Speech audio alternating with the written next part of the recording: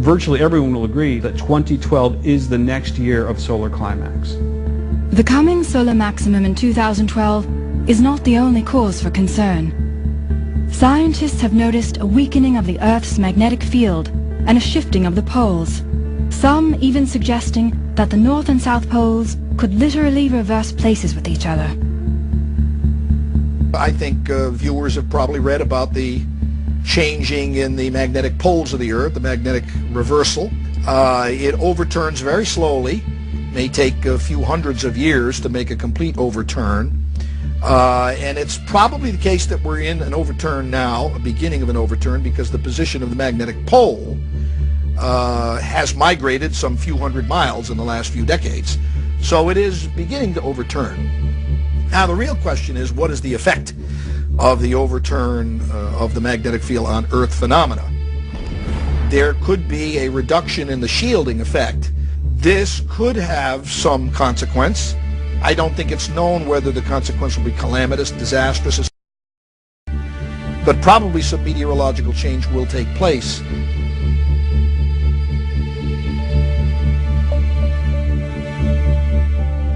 This planet has at its heart a ball of molten iron with enormous mass and weight, which is also spinning inside the Earth itself. Is it possible that there's some interruption in this spin, perhaps to do with magnetism, perhaps to do with solar magnetism, which literally capsizes the Earth? I wouldn't rule it out entirely, and there's much that's come down to us from the past that suggests that.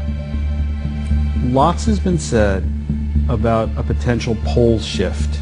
It seems clear that the poles are beginning to move at rates that have not ever been measured before. Whether or not this is the beginning of an actual pole shift or more, how long this all will take, I don't think anybody can say. We all know, of course, that there's earth changes taking place, polar caps melting, and what most people don't realize is this is a solar system-wide phenomena. The polar caps on Mars are melting. The outer planets are more luminescent, meaning they're heating up. So something is definitely happening.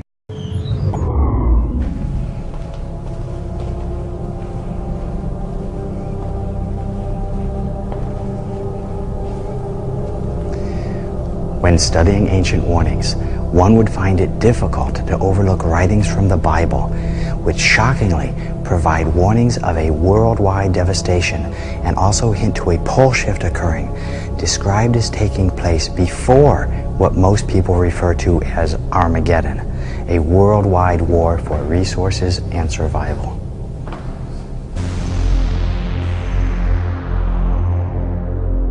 There was a great earthquake, and the sun became black, and the moon became as blood.